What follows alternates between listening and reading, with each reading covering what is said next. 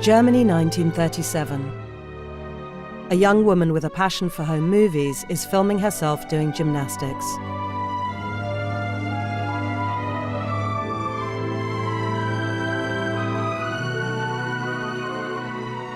She is full of hope for the future, convinced her beloved Germany is on the rise again.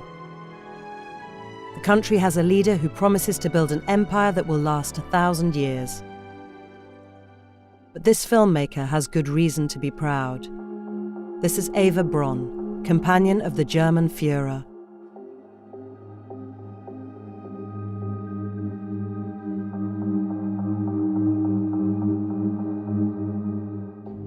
Her viewfinder is trained on her idol, Adolf Hitler.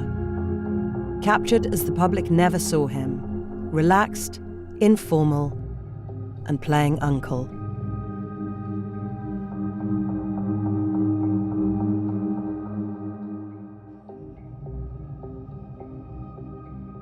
But Braun and Hitler were not alone in their love of home movies. Across Germany, thousands record every aspect of their lives, convinced they are filming the dawn of a new age.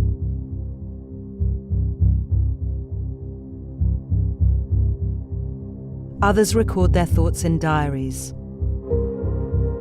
Taken together, ink and 8mm film provide an unprecedented insight into life in the Third Reich.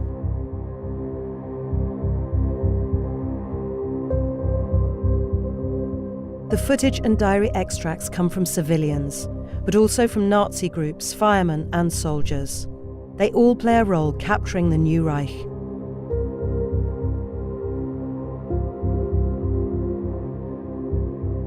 We know how this story ends, with Hitler and Eva Braun dead and Europe in flames. As Germany lay vanquished, much of this footage was hidden away, a reminder of a time most want to forget.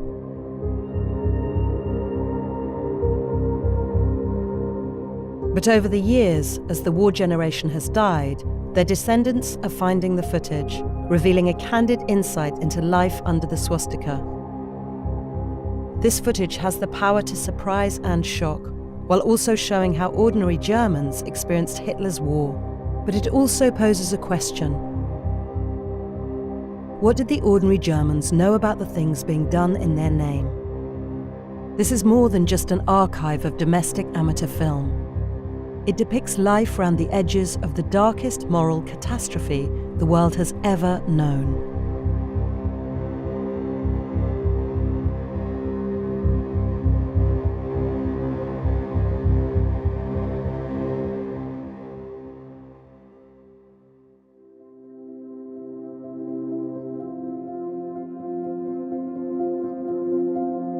This is Klaus Hopper from Perleberg, 100 miles northeast of Berlin, play fighting with his father, Albert. Like thousands of others, Albert Hopper loves to make home movies, meticulously documenting Klaus's childhood. After 4 years of Nazi rule, the regime has spread its tentacles into every aspect of people's lives. For Klaus and his friends, the pathway into National Socialism is no longer left to chance. As he reaches his 10th birthday, it's time for him to join the children's section of the Hitler Youth. Amazing how much they look like Boy Scouts, which of course is really what the Hitler Youth was in many ways, sort of adopted, put under the Nazi banner. Of course, what you're getting with the Hitler Youth is massive indoctrination as well. But you can see why a lot of these young lads found camps and Hitler Youth and everything really good fun. I mean, what's not to like when you're a young kid, going on hikes, camping, cooking outdoors? I mean, it's quite fun to me. Well, Hitler Youth is really important because, of course, what you're doing is you're getting children at a young, impressionable age and you're starting to kind of indoctrinate them, sort of brainwash them effectively. That is what Hitler Youth is doing. You're giving them enough fun, enough entertainment, camping, cooking, hiking, all that kind of sort of sports and so on, which is very attractive. But at the same time, you're also hammering home the Nazi message. You know, racial supremacy, anti-Semitism, militarism, and so on. And so by the time that they get to a later age, they're already primed and ready and plump for the cooking, effectively.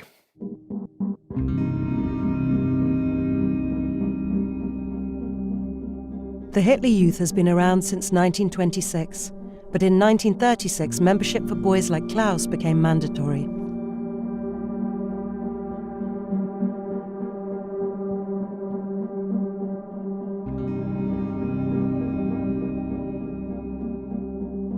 I think if I had a son, I would be even more struck emotionally by this. But yeah, it's deeply, deeply disturbing when you start a family and then a political system is in place that was wanted by the majority of the Germans, but that really takes your child away from you ideologically. It must have been very disturbing to some parents, if they had a more critical mindset, to see their child come home, say things that, were completely different from your own ideology.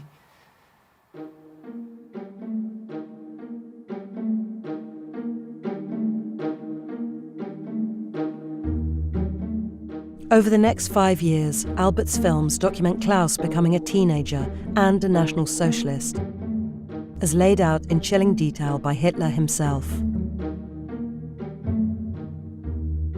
Our youth shall learn nothing but to think and act German.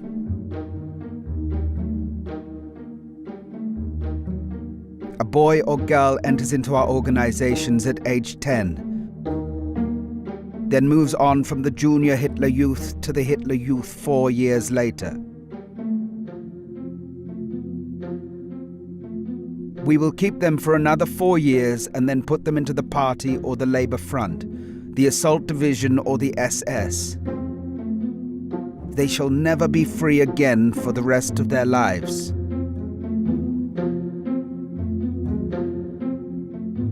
In 1943, Klaus, just 15 years old, will be sent to man an anti-aircraft battery 100 miles from home.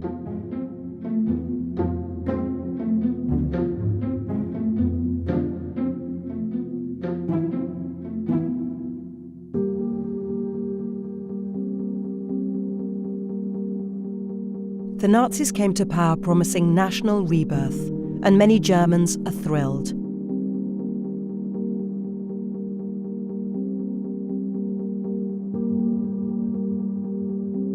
New autobahns snake their way across the country, a potent symbol of a modern nation. Hitler yearns for a fairy tale world of healthy Aryans bound together by blood and soil. But there is an unrelenting hatred directed at one particular group: Germany's Jews. The process of demonizing the Jews started immediately after the party came to power in 1933.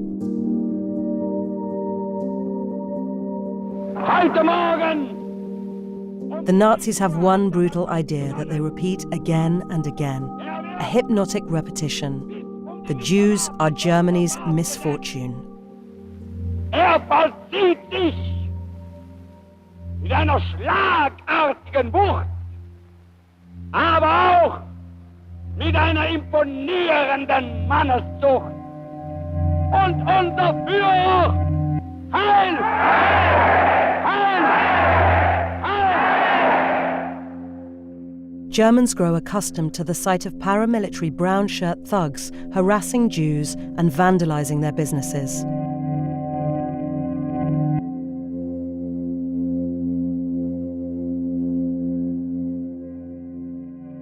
Again and again, we see how few aspects of German life survive untainted by an incessant drumbeat of hatred for the Jews.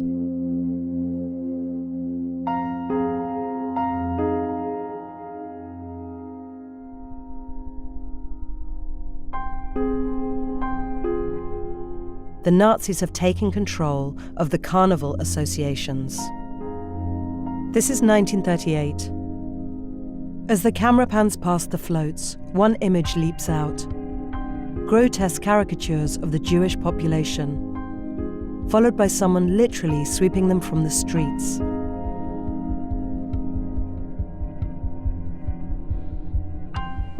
Well, anti-Semitism is quite deeply entrenched throughout Europe at this time. It's not something that's peculiar to the Nazis, but it is a very strong part of their ideology. But how that anti-Semitism manifests itself isn't immediately apparent, and it's not until the Nazis start actually get power that they start to implement anti-Semitic laws. The Nazis proceeded by passing just hundreds and hundreds and hundreds of laws and edicts and regulations, and there's a book was published that compiles them all, just the anti-Jewish laws, and it comes to 500 or 600 pages. So just hundreds and hundreds of them, and they were, very many of them were so incredibly mean-spirited to attack the dignity of people by not letting them own cats or taking the radio away or making them give up fur coats or whatever. These very, very petty, horrible, spiteful attacks. For individual Jews living in Germany, it is a bewildering experience to be on the receiving end of such state-sponsored malice. One such victim is Jewish professor Victor Klemperer. Well, Victor Klemperer was an amazing figure. He was born in Germany, Jewish, very, very well-traveled, well-read, tremendously sophisticated. He married a non-Jewish woman, and he had a job at the university in Dresden, and he was injured in World War I. In some cases, as very specific cases, if you were a World War I veteran, particularly if you'd received a decoration, you were sometimes treated a little bit better than other Jews who hadn't fought in World War I. He becomes one of the most prolific but also amazing diarists of the rise of Hitler, of the rise of fascism, and of the Third Reich, and how it was to experience and witness the increasing persecution of the Jews in Germany, for example, but many, many other things besides.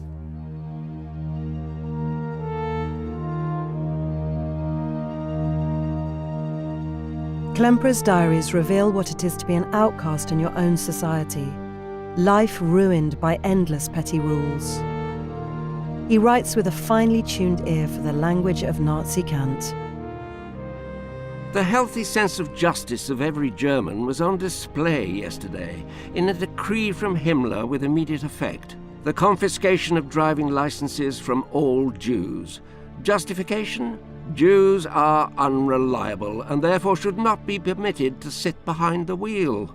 Also, allowing them to drive offends the German community of road users, especially as Jews presumptuously make use of the Reich highways built by German workers' hands. For those now under Nazi control, the future is uncertain. For two Jewish families in Czechoslovakia, 1939 will be one last summer of normality before the world turns upside down.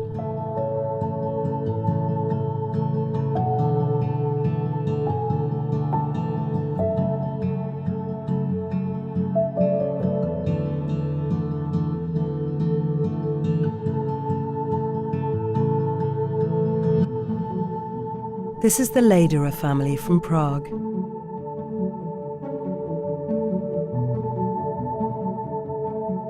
They're on holiday with their friends, the Brooks.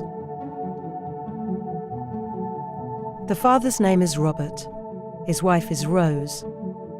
Their two children are Nina and Peter.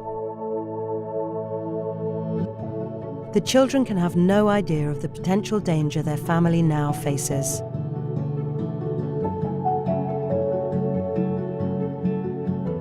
They're enjoying the sunshine.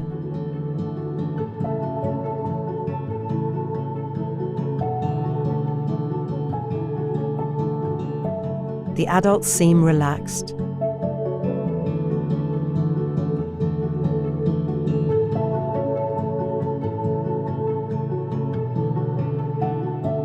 Or perhaps they're simply unable to fathom the magnitude of the horrors that lie over the horizon.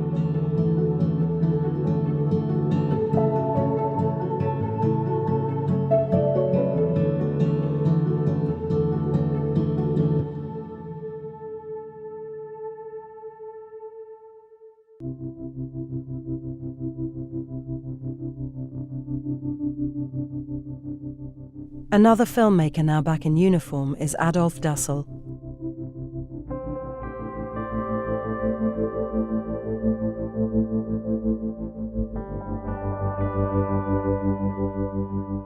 Dassel fought in the First World War.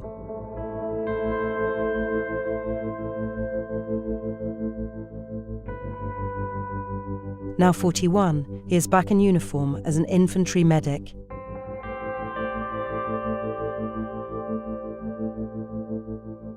His camera captures a vivid sense of life during the winter of 1939.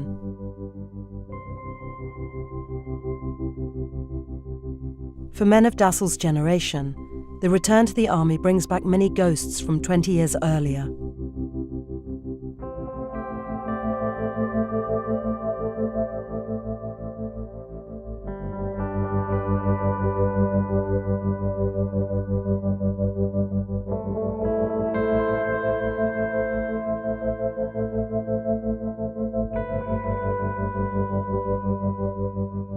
The Germans make their move on the 10th of May 1940.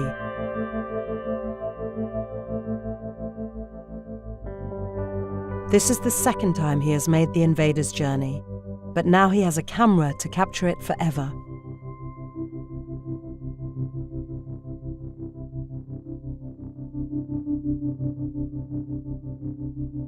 What he sees is a far cry from the picture we usually have of the fabled German Blitzkrieg. Germans on horses, you see, you can tell this is a private video because if it was a public video, Germans wouldn't allow you to see. On Die Wochenschau, on newsreels sent out around the world, you wouldn't be seeing German troops on horses, you'd see them on machinery. Again, bicycles. Germans had lots of bicycles in France and lots of horses, lots of surrendered troops.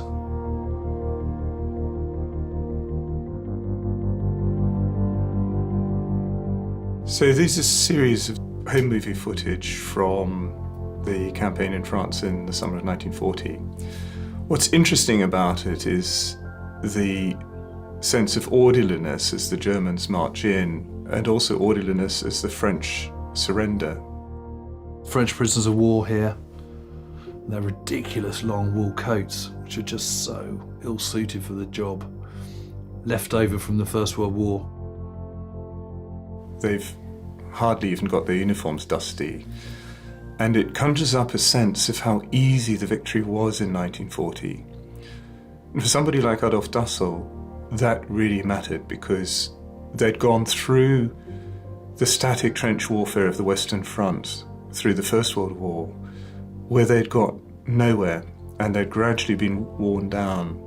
That's a French stolen vehicle. That's interesting because, again, Germans don't have anything like as much vehicles as we think they do. They always talk about the Nazi war machine, but actually that's not really being very accurate. Lots of abandoned French vehicles. Then we get into the trophy footage of the wrecked bridges, the wrecked cities and towns and villages, some of which are already being repaired. There's a moment where you see somebody starting to mend a window frame while the young Germans in uniform are inspecting or trying out what it would be like to be the French artillery gunner. And part of what they're admiring is military hardware which they didn't themselves possess. The French in 1939 not only had a bigger army, but they had far bigger and more sophisticated armaments than Germany had. And so part of the miracle of the summer of 1940 from a German point of view is this idea that something impossible has been achieved. In 1939, even the commanding generals on the Western Front, on the German side, do not see that they have a war plan that could possibly work. All they have until February 1940 is more or less the same plan as they had in August 1914. And it's not until the spring that they come up with a feint attack through the north and then a real attack through the southern sector of the Ardennes forest. And this works simply because the Allies rush into the trap.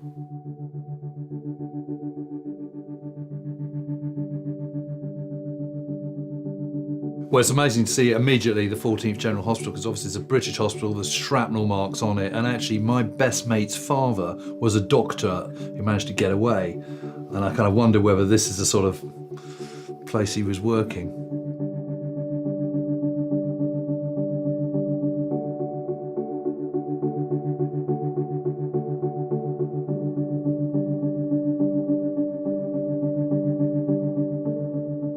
You can see British trucks in the background, ruined. More prisoners, those are French prisoners again. Abandoned guns, German troops fiddling.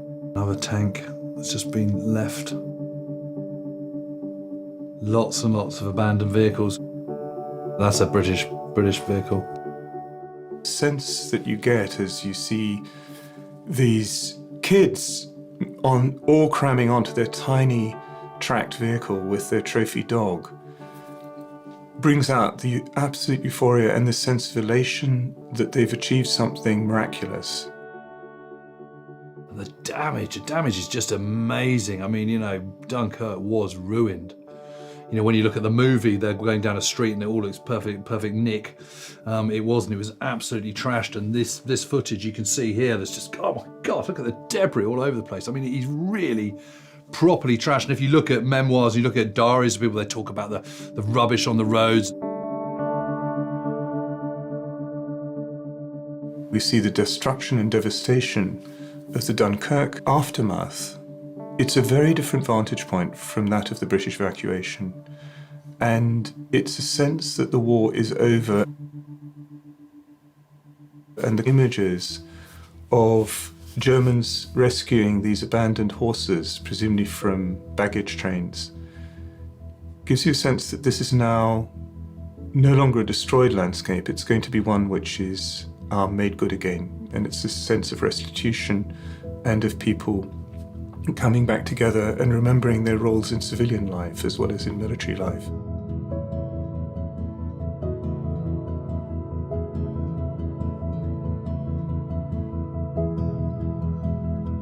And here we are back on seafront.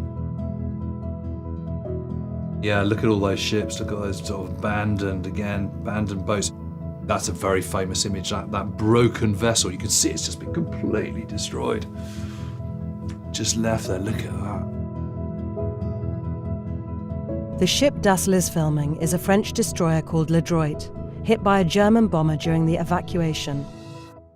After beaching, the ship's magazine blew up, tearing the hull apart. Amazingly, none of her crew was killed. And again, when you see it for footage like this, don't know, it just sort of, it strikes home a little bit more than just a black and white photograph, stilled picture. Really properly wrecked, blimey. I think what matters psychologically and emotionally for Germans as a population, both civilian and military, is this sense that the war is actually won now. The war is over. And they cannot believe that the British don't give up.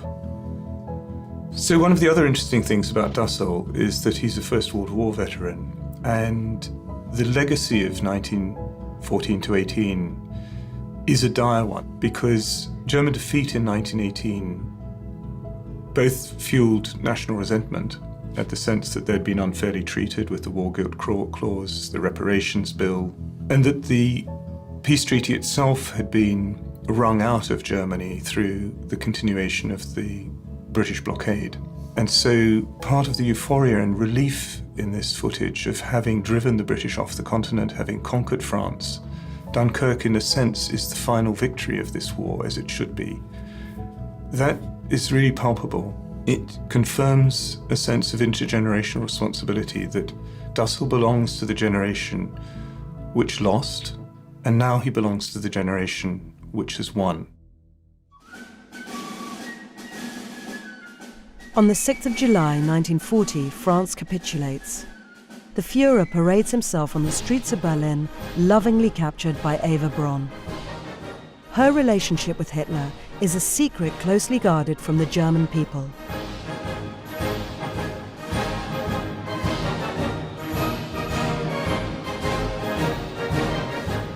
She has to make do with filming from the window of the Reich Chancellery. It's a far cry from the intimate private portrait of a few years earlier. Keen diarist Julius Putfaken, born in 1877, applauds the news of victory in France. He spent the First World War in a British prison camp. For him, German national pride has been restored, and he is thrilled. Today, the Führer has returned in triumph to Berlin. No man has ever been cheered like this before. It is unbelievable all that the Führer has achieved for our fatherland without a single forced step. 2 months ago, the dreaded France wanted to smash Germany into smithereens, and now France lies powerless on the ground, betrayed and abandoned by England, its boastful ally. Across Germany, there are similar scenes. In Dresden, a shopkeeper called Kurt Ehler films a returning infantry division.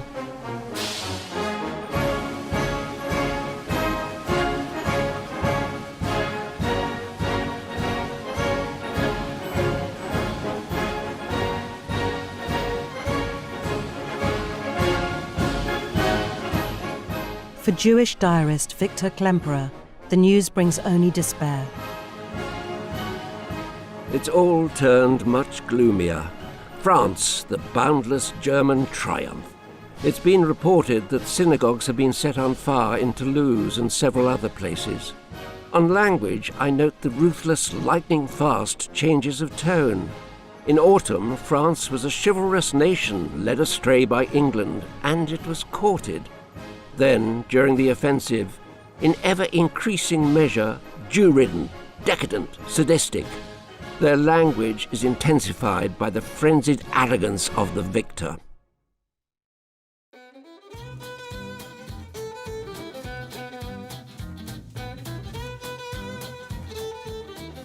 The conquering Germans have the playground of Paris at their mercy.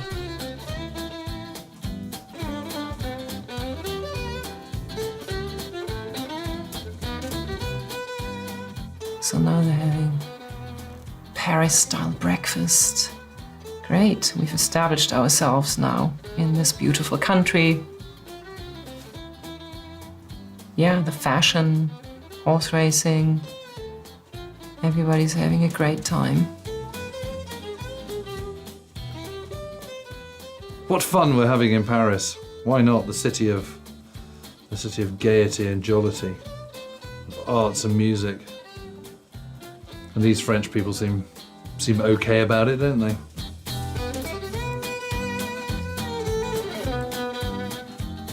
You know, there's this sort of impression that just life goes on, you know, Paris has fallen, France has fallen, but there's still time for sports and athletic tracks and so on. So Luftwaffe officers here. And it seems like they're trying to adopt that culture that they secretly admired. Yeah, I mean, this is pure propaganda, obviously. Excursions on the boat.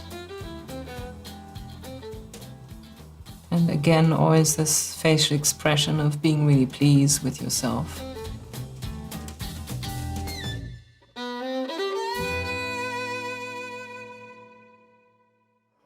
Wow.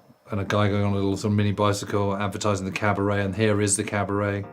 Again, it's just this sort of suggestion that nothing's really changed, you know, it's just gone from French control to German control, but Paris is still unmistakably Paris. German officers having a lovely time, lots of drinks, cigarettes, dancing, music. Reality very different for French people, though. You know, the Germans were absolutely appalling occupiers, stole everything, nicked all the cars, nicked all the wine, nicked all the champagne, made sure that they came first in absolutely everything.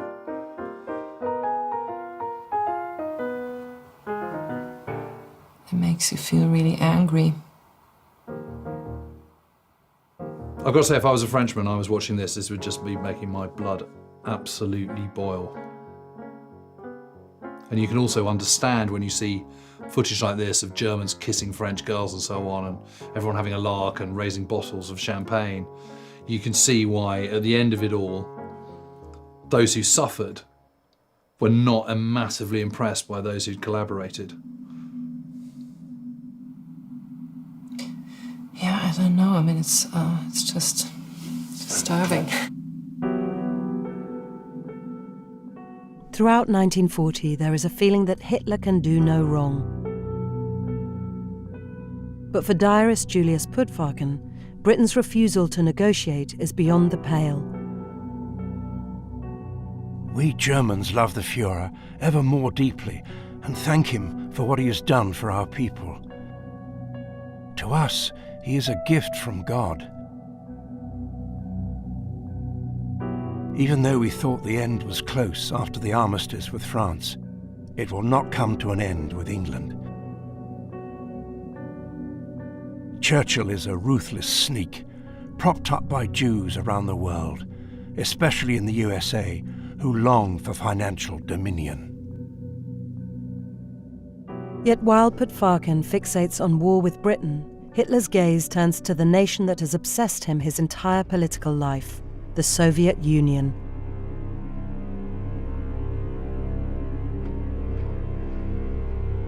Not only a source of coveted natural resources, but home to tens of millions of people the Nazis view as racially worthless.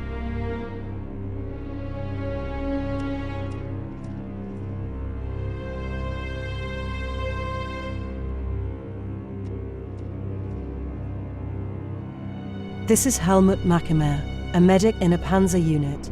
He took extensive footage during the invasion of Russia.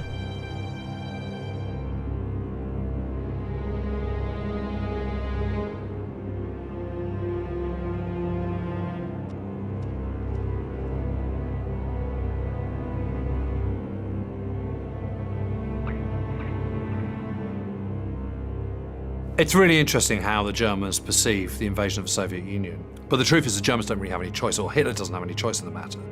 You know, they've had their victories, they've rampaged these occupied territories like kids in a sweet shop, and by the end of 1940, the cupboard is pretty much bare. So what are you going to do? You know, if you can't actually manufacture because you're manufacturing for your own war effort, you can't sell it, and you can't actually get anything in, where are you going to get this stuff? Well, you have to go and get it, and there's only one place where this can be got from, and that is the Soviet Union.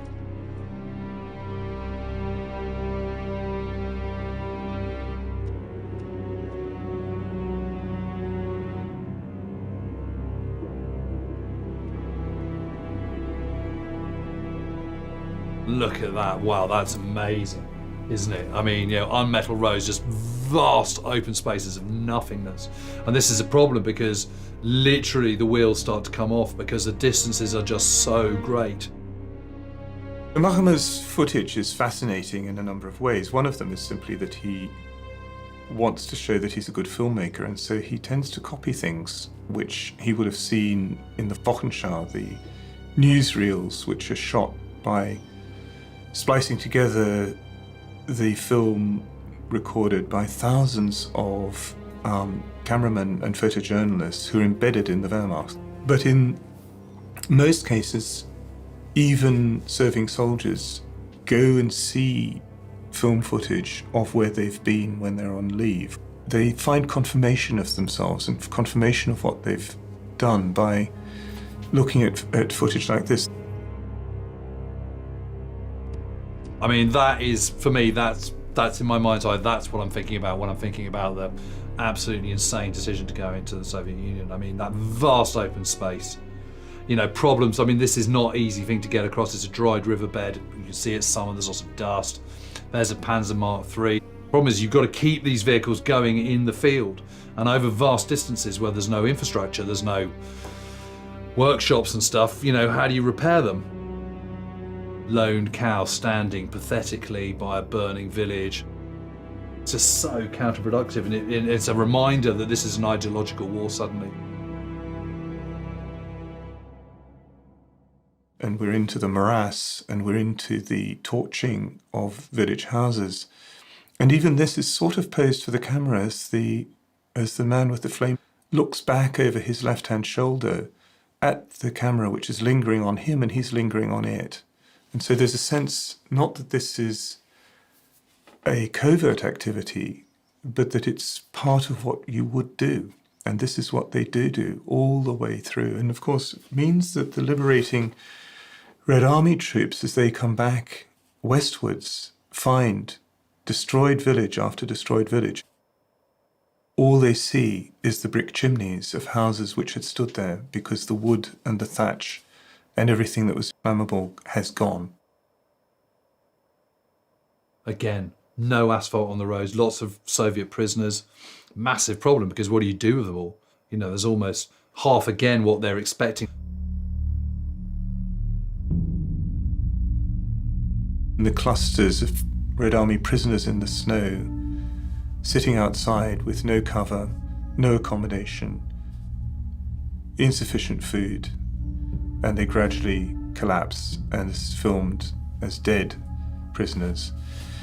There's no sense that the Germans should have provided better.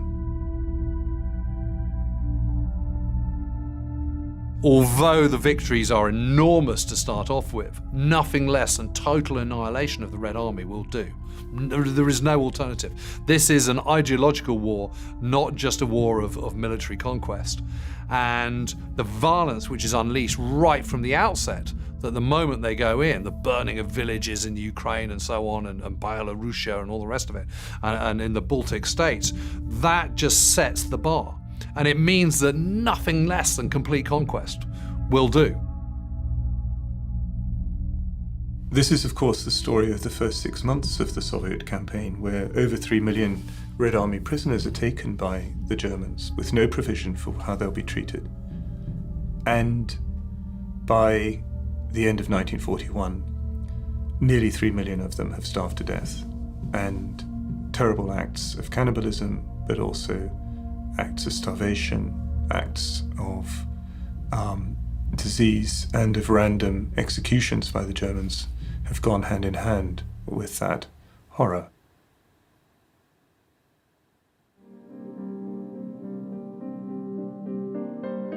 The fate of Russian POWs is bleak.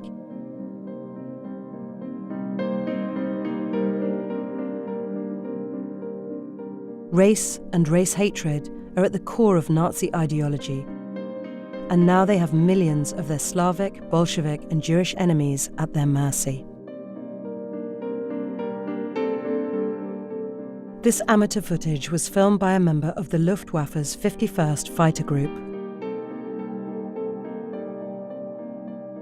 His camera captures what the relationship between conquerors and conquered really entails.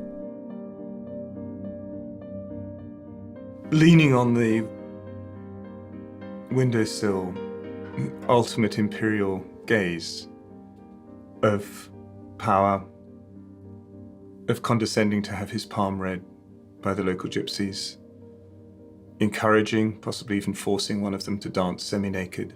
They give a palpable sense of what it meant to conquer the East. And Germans have been told for generations that Russia was barbaric. And the Nazis added layers to this. They added the layers of anti-Semitism, they added the layers of anti-Bolshevism. But underneath it, there's still a fundamental sense that this is an alien and inferior culture. And in that few frames of sitting on the veranda, condescending, looking down at the people you've just conquered, but knowing that they are both exotic and inferior to you, you see all of those thwarted ambitions of Germans to be colonists, of people who'd lost their own colonies in 1918, and yet see the possibility of living this out in some vicarious way in the East. It's like they're suddenly in their own museum of ethnography. And that tipping of condescension into atrocity is very easy, as we see. And partly it comes with the idea that these are not people who are individuals. They don't have individual conscience. They don't have individual soul. They don't have artistic depth. They've been hammered into a collective under the blows of Soviet rule. And so the only way to treat them is also as a simple collective. Following behind the frontline troops are SS units on a mission to kill all the Jews and communists they can find. This footage was shot by a soldier called Reinhard Wiener. in Latvia at the far north of the invasion. The phrase "the Holocaust by bullets" is actually extremely important if you want to understand what took place once the war started. And it refers to the fact that for quite a long time after the invasion of Poland and even the invasion of the Soviet Union, most of the killing was done face to face.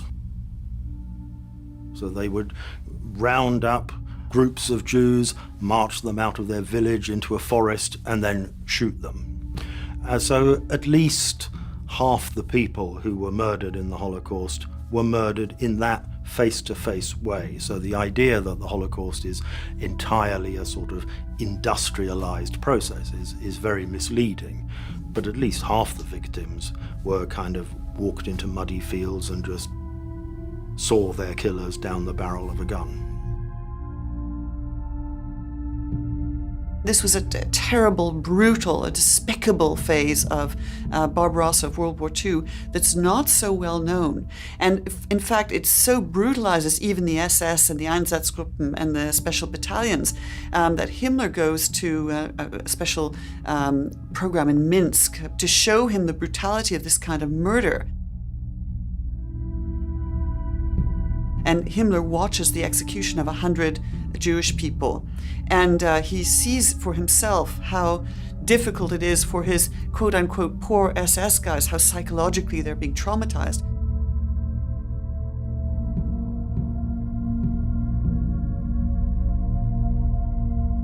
Moving toward the creation of the extermination camps is not because it's going to be more humane to the victims. It's because it's seen to be more humane to those who are being asked to do the killing.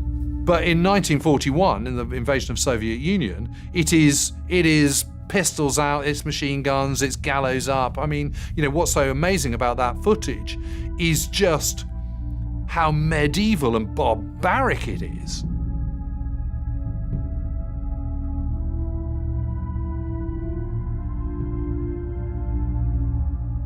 And yet it becomes normal, and yet, you know, it's this sort of casual footage of people being strung up, casual footage of people being burnt and chucked in pits and being shot in the back of the head. I mean, it is absolutely horrible.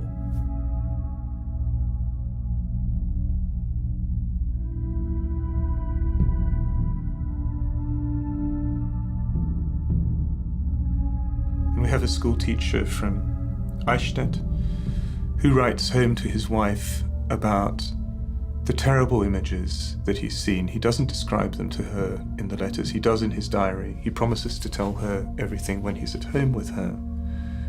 And at the same time, he talks about the photos of their small child, Rainer, that she sent him. He was born at the outbreak of war. And he says, "It's terrible where I am, but it's better that I am here and that I go through this hell, even if I have to die here, rather than that Rainer should be the third generation who has to come and fight a war like this." These so-called special operations are repeated across the whole front line and are a common spectacle for German soldiers. This conversation was recounted by a Wehrmacht officer called von Rotkirch. I knew an SS leader pretty well, and we talked about this and that, and one day he said, "Listen, if you ever want to film one of these shootings, I mean, it doesn't really matter. These people are always shot in the morning. If you're interested, we still have a few left over. We could shoot them in the afternoon if you like."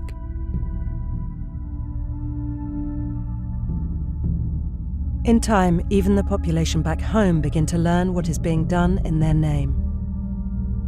So much of the knowledge which we have was also knowledge that the German population had at the time. Soldiers' letters, the stories that people tell each other on trains, often talking in the darkness of night journeys to comparative strangers, trusting people whom you only know as a bird of passage. But also the photography, the photos that soldiers take of atrocity sites, of the mass hangings, the mass shootings, the open graves, the ditches being covered in lime and then shoveled in by local Soviet civilians afterwards. These are images which were not kept just at the front, because the films themselves, the photographic 35mm film taken on the first SLR cameras, were Leicas. They were sent back in little aluminium film canisters with letters and parcels from the front to be developed in the local town, in the photo studio, sometimes in the pharmacy. And the prints of the photographs were seen on the home front before they were sent back to the men who'd taken them. And yet, what we have to think of is their provenance at the time. They were known, and they were part of a spreading knowledge, a web of knowledge, of mass eyewitnessing, of mass executions in which between 1 and 2 million of the Jews who fell victim to the Holocaust were killed in this way on the Eastern Front. And there was no secret about this. These were not secret death camps to which no unauthorized eyewitnesses could visit. They're endlessly visited. And by early 1942, Germany is awash with stories and rumors about what is happening to the Jews.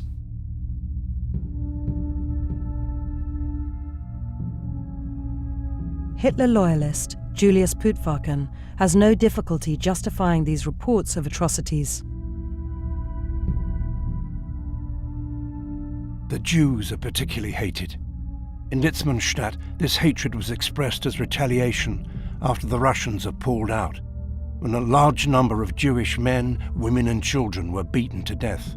That brings order. One human life is currently worth very little on the Eastern Front.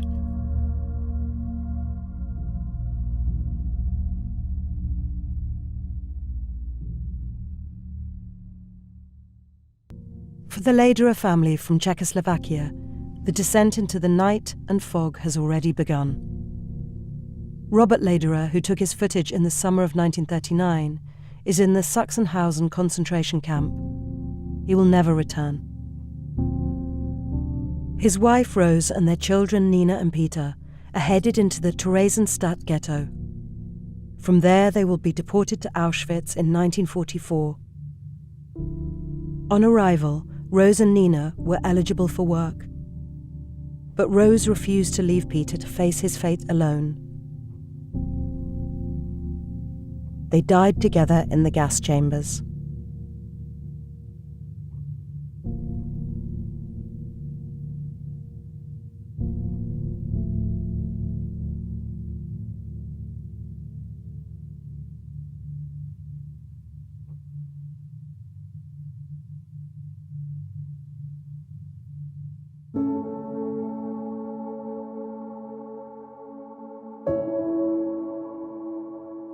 In the next episode of Lost Home Movies of Nazi Germany, cracks are starting to appear.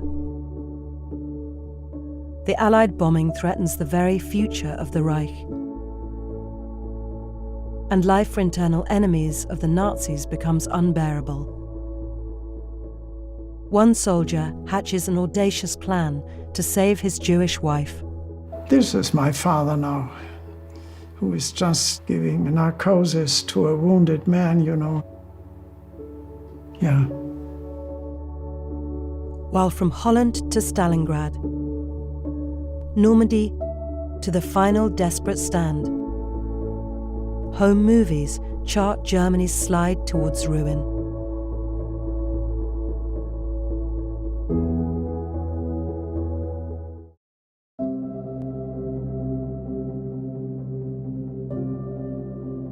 During the 1930s, the ownership of cine cameras became widespread across Germany. This was welcomed by the Nazis because it allowed ordinary people to record their 1,000-year Reich.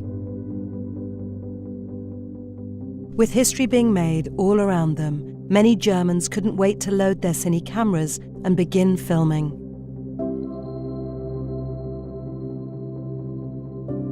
Others preferred to record their thoughts in the time-honored form of the personal diary.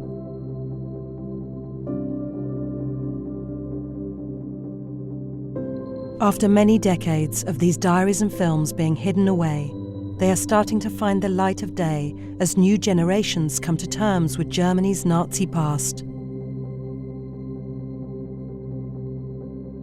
What emerges is a unique insight into life under the swastika, a record that starts with optimism bordering on hubris. Few know it yet, but by the end of 1941, Nazi Germany is teetering on the brink of catastrophe.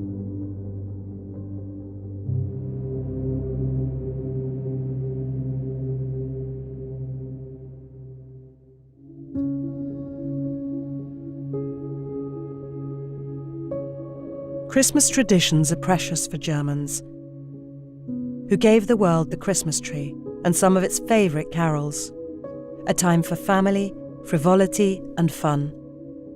These are glimpses of small human moments in between the grand sweep of war. This is the Berscher family from Berlin, putting on a Christmas display, lovingly captured by husband Hans.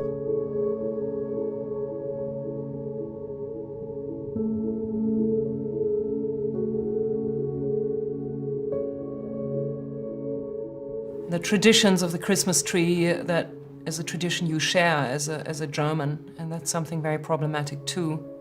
When you see it used in the same context that you're familiar with, it feels almost like everything was misappropriated by the Nazis, and it's your own culture that you share with them, because it's the most important family gathering of the year. I don't know, they look very pleased with themselves in a staged way to me.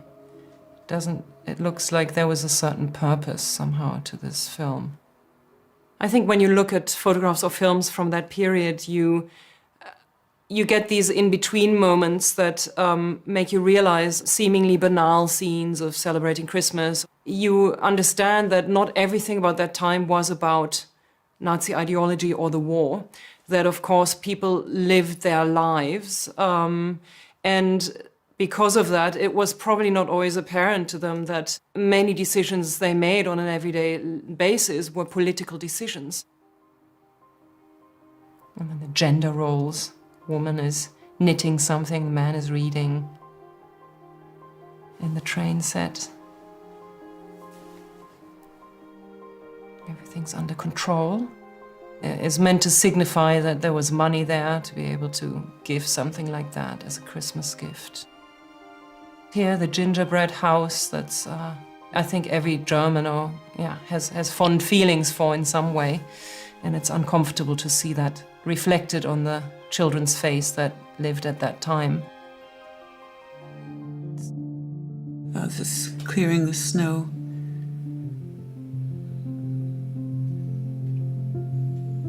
Pushing a handcart. Of course, the weather is a huge factor in the whole war, but particularly when the Germans go eastward, because it's wonderful in the summer, but once you start getting these terribly cold winters, it's so difficult for people to survive without coal, without food. And as the war starts to bite, not only are the peoples of Eastern and Central Europe affected, but the Germans themselves come to be affected. It's not the case here. People are still well fed, energetic, little kids are helping, clearing up the snow. Although many of the people look healthy, the population's view of the war is changing. 50-year-old Hans Eggers lives in Hamburg, and by February 1942, his diary is preoccupied with food and the weather rather than military successes. It is minus 40 degrees today, and we have restrictions on the supply of electricity and gas. Our nutrition has become worse. Hard, frozen cabbages and turnips are all we have for lunch. Most of the grain is wintered out. Many potatoes are frozen in the rents. Some are not harvested, even in autumn, because there was a lack of manpower. We've all become skinny as dogs. For Victor Klemperer, a Jew living in Dresden, the cold and lack of food are part of the daily horror of life under the Nazis. Klemperer has avoided deportation so far, thanks to his marriage to Aryan wife Eva. but many of his friends are not so lucky. Before a deportee goes, the Gestapo seals up everything he leaves behind. It is all forfeit. Yesterday evening, before he was evacuated, Paul Kreidel brought me a pair of shoes that fit me perfectly, and are most welcome given the dreadful condition of my own.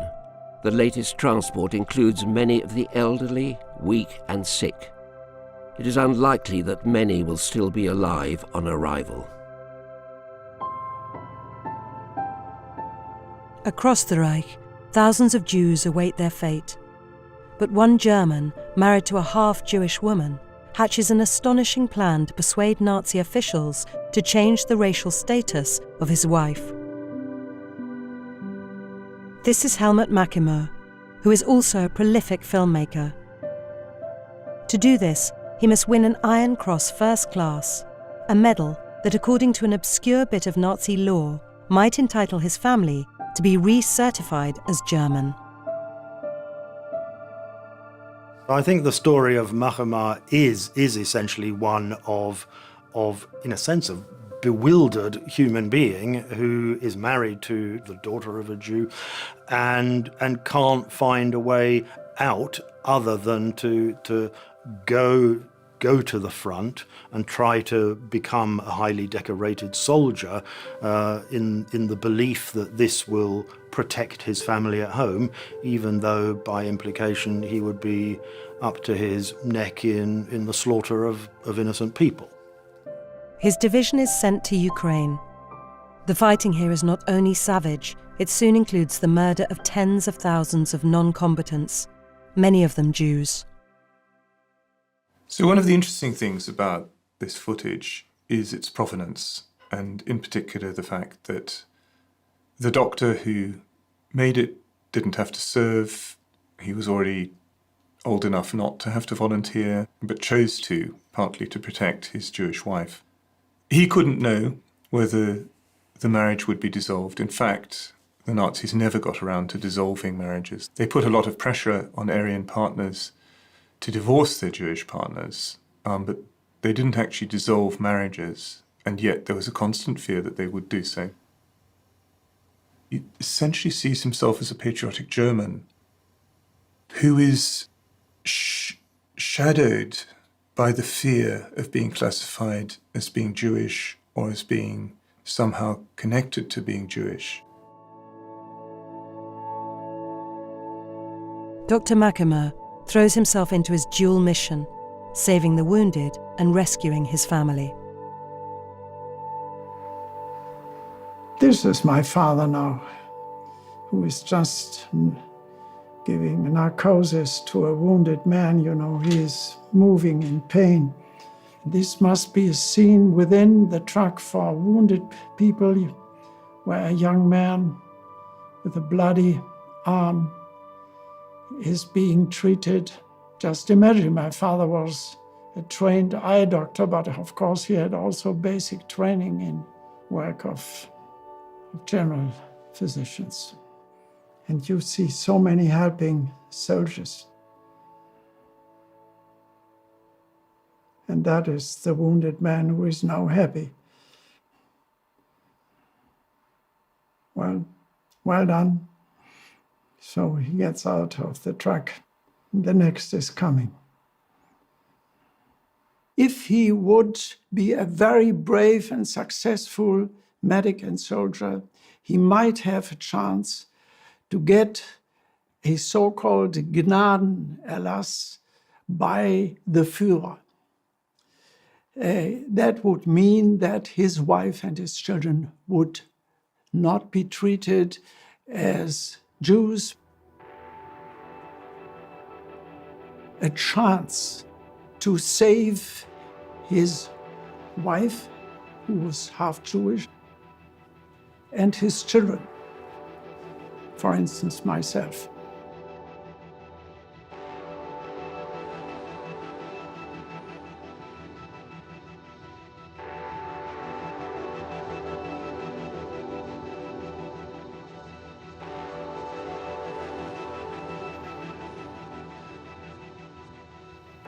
So everything looks very peaceful, the feelings of the people looks quite relaxed.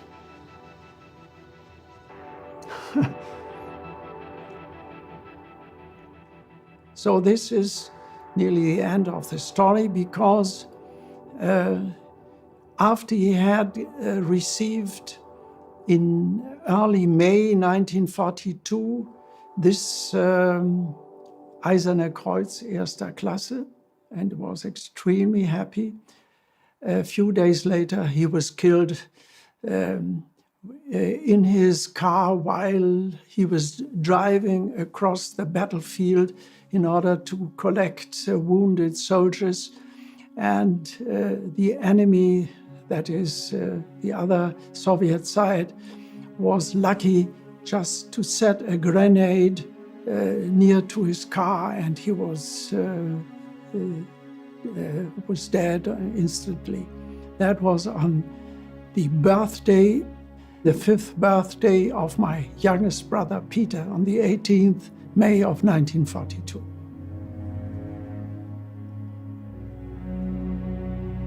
Wooden crosses of those German soldiers who had fallen, as we say, who had died in combat.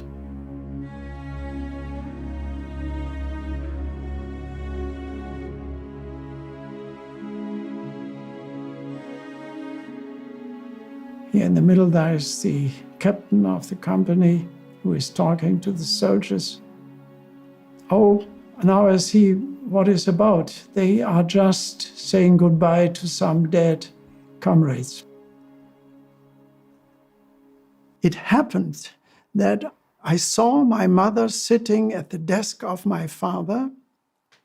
In front of her, a white piece of paper, and she was crying. I never had, excuse me, I never had seen my mother crying. So I was shocked, and she was hitting her fists in desperation on the table. And this was the moment I never forget, that I knew my father is dead.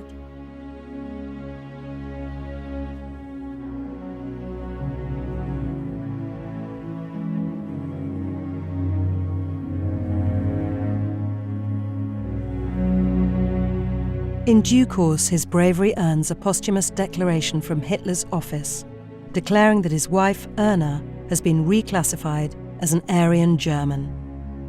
It is the only known instance of this ever happening.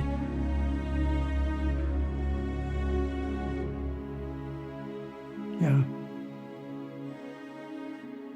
I have a high appreciation of his decision to risk his life, to protect his wife and his children. It would have been very easy for him just to get divorced from his family, from his wife. And in fact, many Germans did this. And so I think he was a very brave and loving father, that he was willing to risk his life for us. Makimer saves his family, but seems unquestioning about the racial hatred that underlies it. He is also part of an invading army which brought untold misery and death.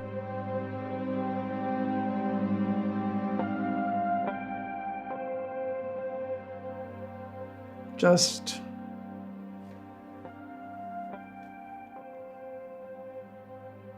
dead corpse. Horrible.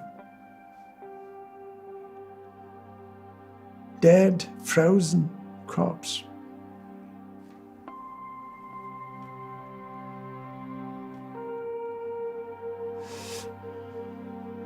Yeah, I think that's enough.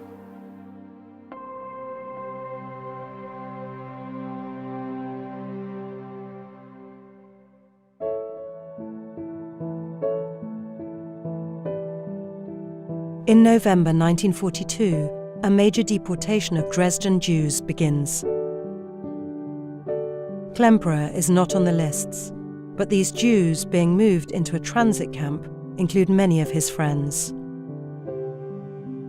They can communicate while they await trains to the east.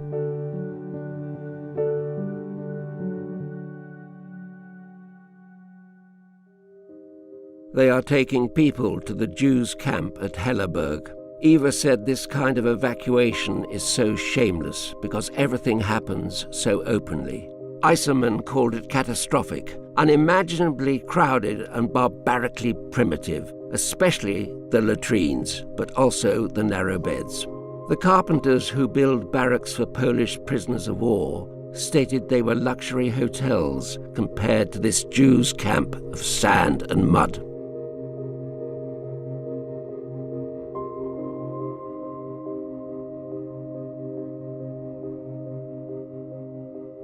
Although we don't know who shot this footage, it has to have been filmed by a German in authority. The camera angles from above, he obviously has some privileged vantage point.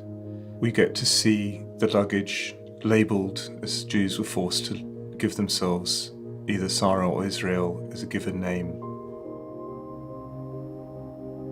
Jew with his star on, suitcases. You know, we always think of Dresden as being the innocent place that was bombed needlessly in February 1945. It's often forgotten that it was an absolute hotbed of Nazism. Over 130 factories producing war material as well, a major rail hub. And also the way they dealt with their Jewish population was as brutal as anywhere, really. Yeah, it's just so wrong, isn't it? You know, you're looking at these families with their kids. I mean, Jesus. Looking quite clearly distressed. Oh dear. You wonder how many of these living people in this footage, you wonder how much longer they were.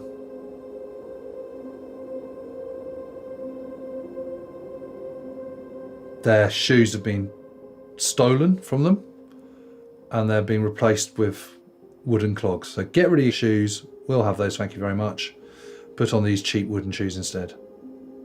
You know, you're lesser citizens. In fact, you're not even citizens at all. You're outcasts. It's really grotesque. Checking for lice. In Bielefeld and Minden, in November 1941, within 10 days of the first Jews being deported, rumours came back as to what had happened to them. Those who had been able to work had been put to work in former Soviet factories, and that those who couldn't work, the elderly, women with small children, and the ill, had all been summarily executed. God, it's just so undignified, isn't it? Germans watching on and laughing. Jewish men just being made to stand naked together, boys and adults together. This is deeply humiliating for them because, of course, you know, you live in a society where it's not okay to be naked. You know, for these older gentlemen to be there like that, that would have been deeply humiliating. Or wearing their wooden clogs, struggling to walk in them because they don't fit properly. They're too big. You know, it's muddy, it's wet, it's cold. You know, it's little details like that that often get forgotten when you're thinking about the Holocaust. It's really disturbing. You know, you just think about the death camps, you forget about the processes of deep humiliation, degradation that is going on in the process up to them arriving in concentration camps and death camps. Horrible.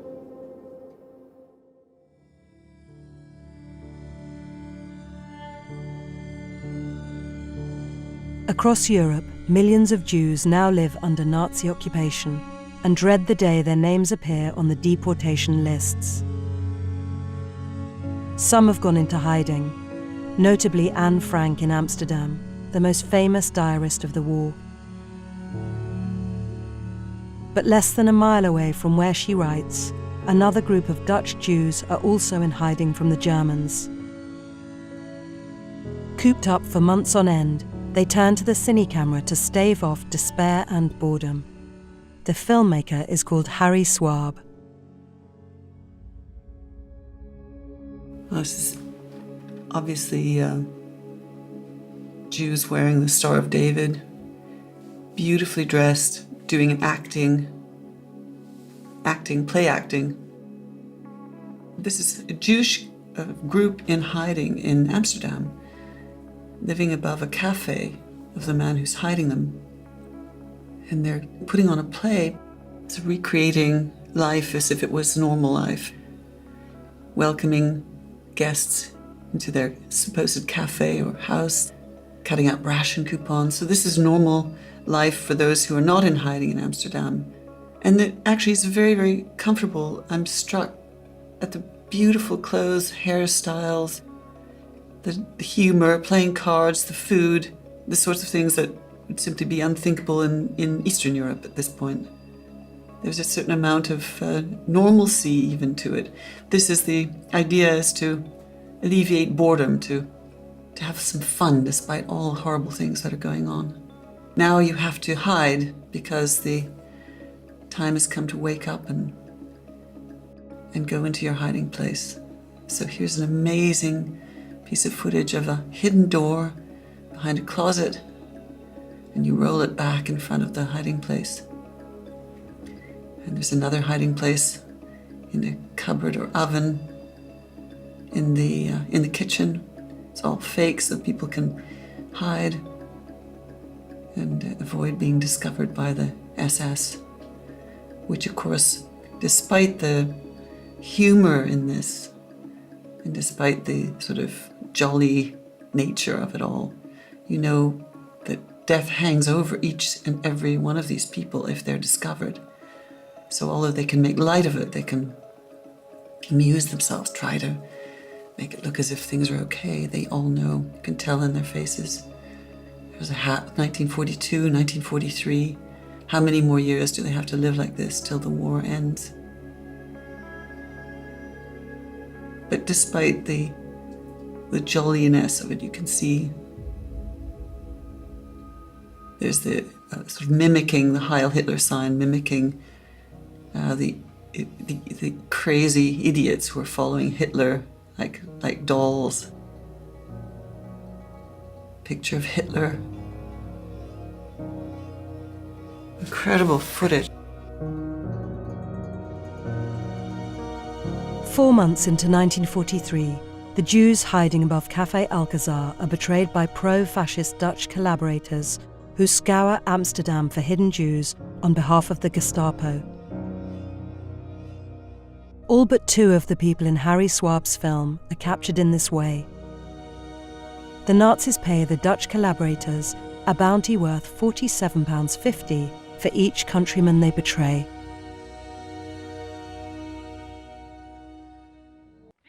For Nazi leadership, it is a turning point. It is time the German people share the truth about their plight.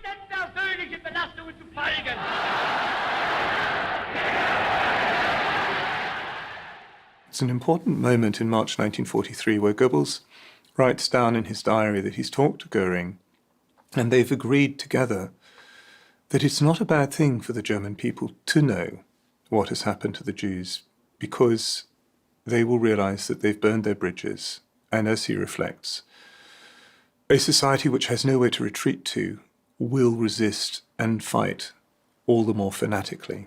And that idea of holding out and fighting fanatically is the touchstone for Goebbels of what a successful war effort amounts to. And he continues with this right to the very end until 1945.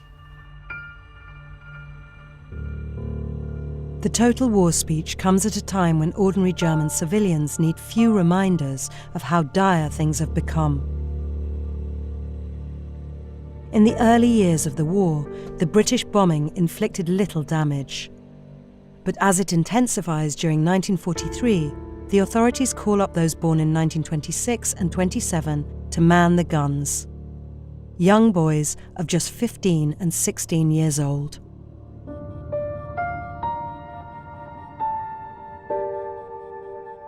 These child soldiers come from near Leipzig. It is May 1943. The Wehrmacht assumes boys will be less effective than adults, so initially allocate 100 boys to replace 70 men.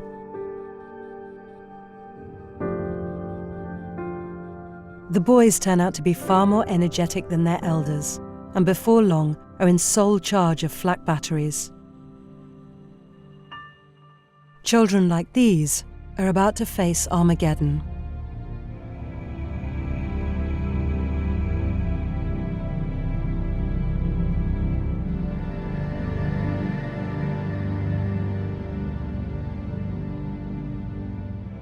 Well, Hamburg was quite simply the worst ever series of raids on a single city ever in the Western world. Colour footage of buildings burning.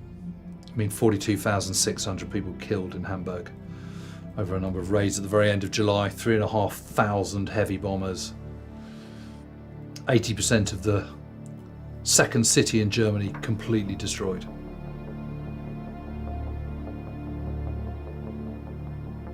Just horrendous. Wow, look at that.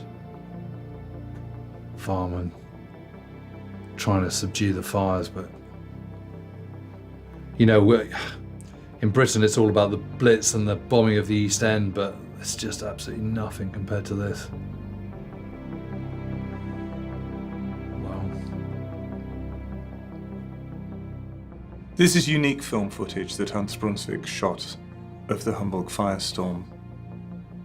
And these images became famous as a set of atrocities that had been inflicted on the German population by not just the RAF, but by the Jewish lobby operating in Washington and London.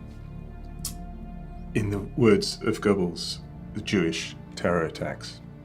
And this idea that this is terror bombing, that these are terror raids,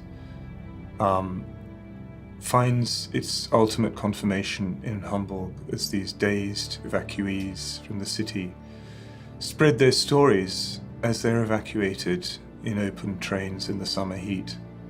The city of 1.2 million, Germany's second largest city, 800,000 of its inhabitants flee.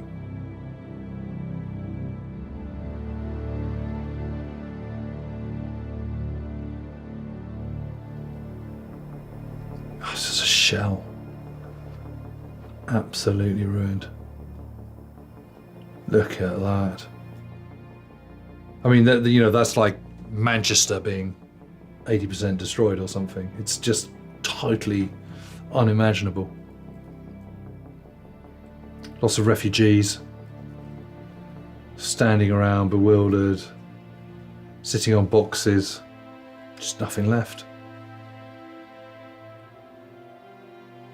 Wounded man, bandages around his head, trucks going out with...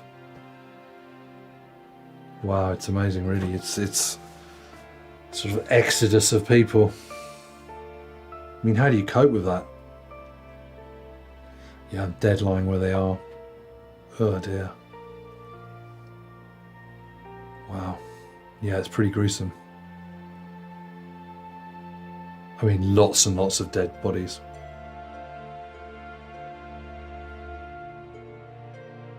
It becomes extremely political because people quite quickly ask themselves the question, why is this happening to us? And they don't just talk about the British air raids, they also talk about this as retaliation for what they have done to the Jews. And this picks up a crucial element of official propaganda which has been peddled since the spring of 1943, that the Jews abroad who've somehow captured the governments of Churchill and Roosevelt are pushing for a war of annihilation against Germany. This is repeated by Goebbels, it's repeated by Goering. Goering makes a famous speech a few months after the Hamburg raids in which he says, "Do not imagine, if we are defeated, that they will make any distinction between Nazis and non-Nazis, between people who supported these things and people who didn't. And he says this is not the Second World War, this is the Great Race War. Hamburg is destroyed, as if an earthquake had passed over it. The violence and heat of the conflagration was so great that many people left the cellars and were killed by the rain of the phosphorus bombs. The streets are full of buried and burned people. Thousands more are still lying in the cellars, burnt, suffocated, or crushed. Hamburg is finished for many years. The fire chief who organised the filming wasn't just recording the enormity of the firestorm. He was telling Germans they are now victims too. What Germans have done to the Jews is clearly on the moral deficit. It's not something to be proud of, and yet people talk about it because they do think that it is linked to the Allied bombing of German cities, which they also think is a moral aberration, is something which goes beyond the pale.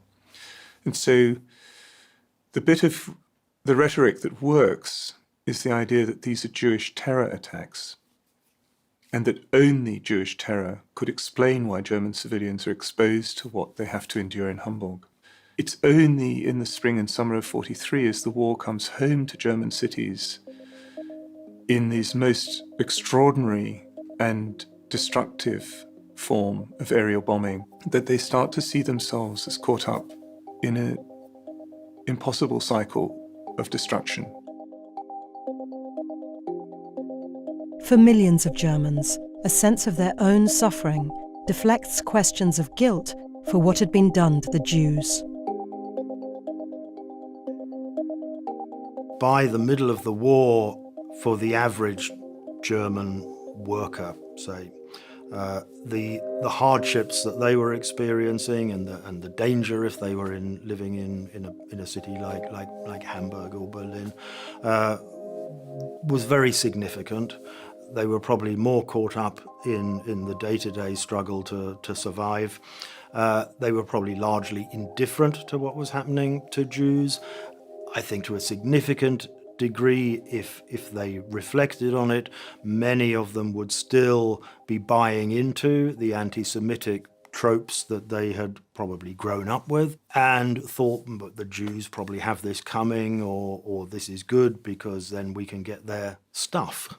And of course, one of the big issues around deporting the Jews was the economic value of what they left behind, and that ordinary German citizens could benefit from that by taking the furniture or taking over the flat or the house or whatever. So in my imagination, the dominant attitude would be, I don't really care. I've got enough problems of my own here. And the Jews were never very good, and we're glad to see the back of them. By 1944, making home movies is no longer possible, or even desired. But even this late on, the borders of the Reich stretch across Europe, and for some, life under occupation is just about tolerable.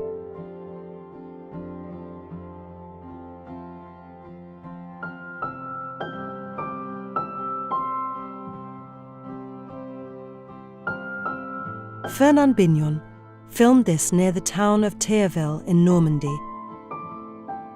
Bignon was a member of the pictorialism photographic movement, whose members regarded photography as an art form.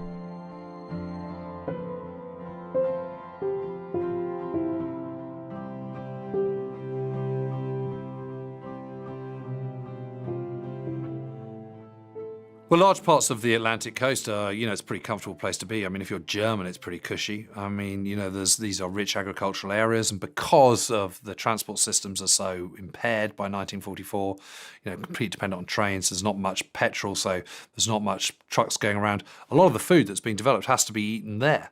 I mean, there's nowhere else for it to go. It's not being shuffled off to Paris or to, the main cities or anything like that. So being on the coast is cushy. You're going to get much better fed than you would if you were back home in Germany.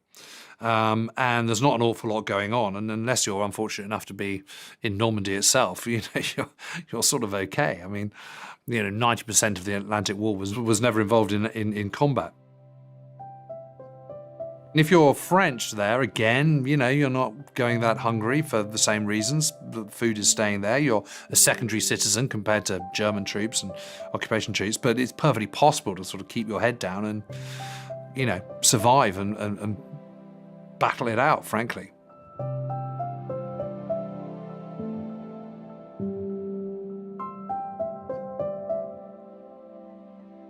Normandy, up until the beginning of June 1944, is not a bad place to be. Cut off from the rest of France. Yes, you're occupied, but again, if you keep your head down, it's sort of okay. There's rising civil war, of course, because the French forces of the interior, the resistance movement, is growing because they know there's a light at the end of the tunnel, and because of the obligatory work orders, which means young men have to go and do labour service in Germany, and lots of people don't want to do that, so the alternative is to run to the hills and join the Maquis, join the resistance. So if you're a young man at this time, the choices are few and far between.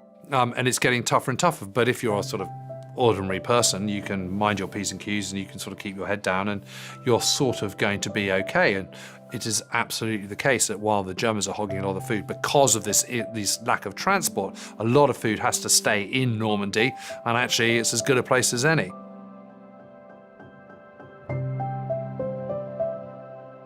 In April 1944, another group of young men arrived in the area.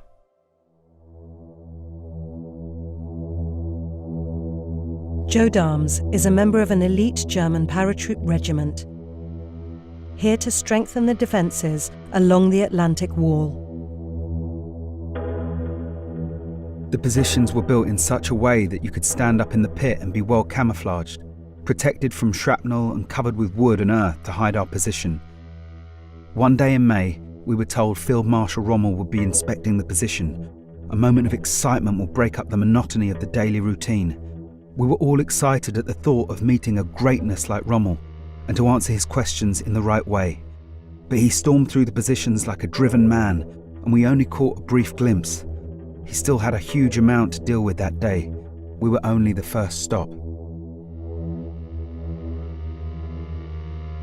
Little did Joe Dahms or the Bignon family know they are on the front line of one of the most monumental moments of the war. Despite all our efforts at camouflage today, we got a visit from a very threatening combat aircraft of the Royal Air Force. It was a 3-fuselage aircraft of the newest type, with the characteristics of a fighter plane and the firepower of a bomber. It flew over the positions at low altitude. We could see the guns in the nose and rockets on the wings simultaneously opening fire. Only a timely jump into the cover of a sunken path saved us. I learned later the plane was the terror of all infantrymen, a Lightning of the aircraft builder Lockheed. The Bignon family filmed these same fighter planes, P-38 Lightnings. On the 6th of June 1944, Joe Dahms is dug in just 5 miles from the D-Day beaches. Dahms' regiment fight bitterly to hold back the Allies. They have no time to film themselves, but this official footage shows his unit in bleak and desperate combat with Allied forces. By the time Dahms' regiment leaves Normandy, they are reduced from 4,600 men to just 500.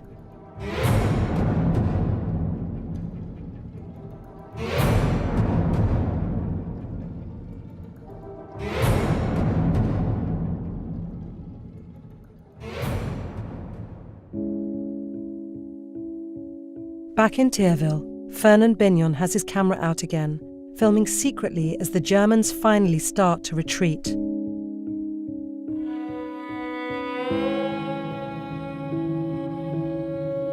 After 4 years of occupation, liberation is finally upon them.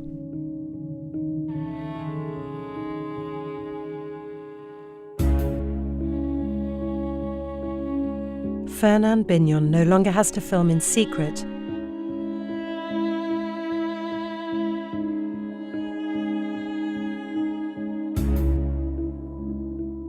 He and his family are at the roadside, exchanging kisses and flowers with their British liberators.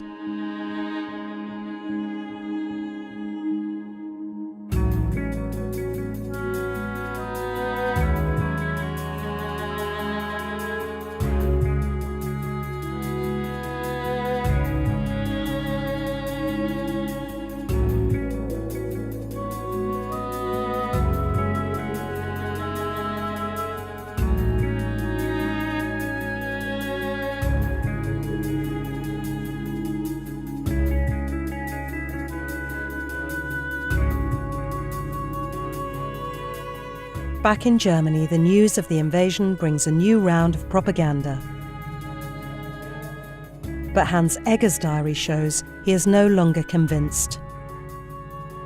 The long-awaited invasion of the West began. According to an official statement of the army leadership, it will end with the complete destruction of the enemy. The battle in Normandy is raging. In the night, from the 15th to the 16th, we have begun as retaliation to shower southern England and London with new high-explosive devices.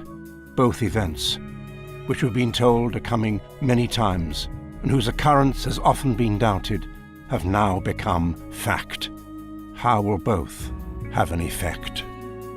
In Dresden, Victor Klemperer hangs on, one of just a handful of Jews left in the city. He too watches the invasion, but longs for a very different outcome. The English have held on for 3 days and are near Caen and Bayeux. The landing itself, therefore, is successful. But how will it go now, and at what pace? I can no longer hope for anything. I can hardly imagine living to see the end of this torture, of these years of slavery. This footage, shot northeast of Berlin, is amongst the last taken from the German side in the war. It is filmed by a newsreel cameraman called Gerhard Garms. He knows none of what he films will make it onto the newsreels.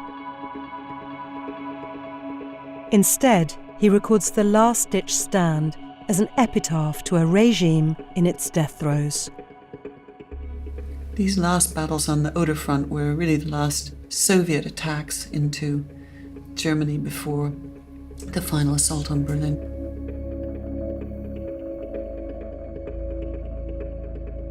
It's really, really interesting why it is that German people keep fighting as long as they do. There's a number of reasons. First of all, there is the iron will of the Führer, who has this unbelievable hold over people. And this was really the last stand of the Germans, the sort of desperate attempt to try and keep the Soviets from breaking through in toward Berlin. This very young boy, must be 14 if he's even that. This tragedy of these very old men and very young boys by now were being called out because Himmler had created the so-called Volkssturm, which was made up of young kids and men who were in their 50s and 60s. The second thing is the what choices. There's kind of fight on and somehow come to some settlement. But the alternative is Armageddon. It is the end of everything you know. Destruction, defeat, marauding Ivans coming across from the east. These very young kids, it's tragic that the Germans just didn't stop. They just kept on calling up anybody they can find by this point. A lot of them didn't even have uniforms. They just had armbands and old guys who really couldn't fight. And this is just the very end of the war. The Germans were so short of fuel and ammunition that everything they fired and everywhere they went had to be so carefully planned out because they simply couldn't spare any men or material at this point. And the third reason is sort of fanaticism.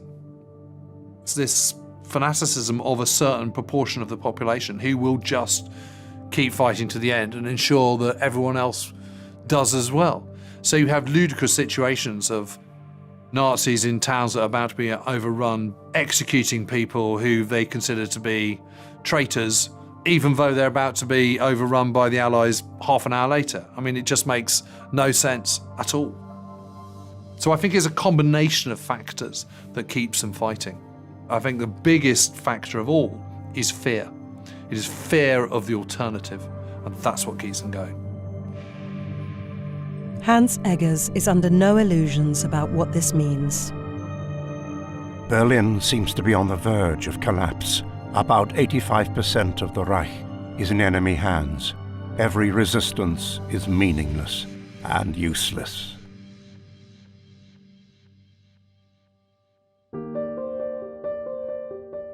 By the 28th of April 1945, Victor and Eva Klemperer are taken in by a family in a village outside Munich. Suddenly, the familiar sound of artillery fire became explosions very close by. Eva even heard the whistle of bullets. We sat cowering in the corner of the kitchen, which seemed the safest. A last small group of soldiers put up resistance for a few minutes before even they fled. The American attack had rolled over our village. The war was behind us. Klemperer died peacefully in 1960, aged 78. His diaries were published in 1995. They became a literary sensation. Hitler dreamed of building an empire. He encouraged his people to film every step along the way. What they filmed was only ever intended to be viewed by victorious Germans.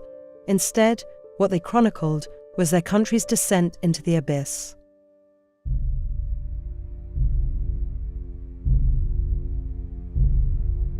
The Allies take Germans from the towns near the camps to see what has been done in their name. Fittingly, there is a cine camera on hand to record the moment. It is not enough these German civilians confront Nazi crimes. Posterity must see them doing it. When the camps were uncovered and these terrible scenes were revealed of mass death and people starving and so on, I think the effect on the Allies was very profound, and they wanted to confront the local population with these realities. But also, this has to be recorded. And one thing, if you're a German citizen watching a column of people going off to a railway station and you know that they're never coming back, but it's a very different thing to confront the immediate physical evidence of what was done to these people after they got on that train and were taken away. The Germans knew a lot, but they didn't know that last bit of what went on in these camps. And they needed to know that.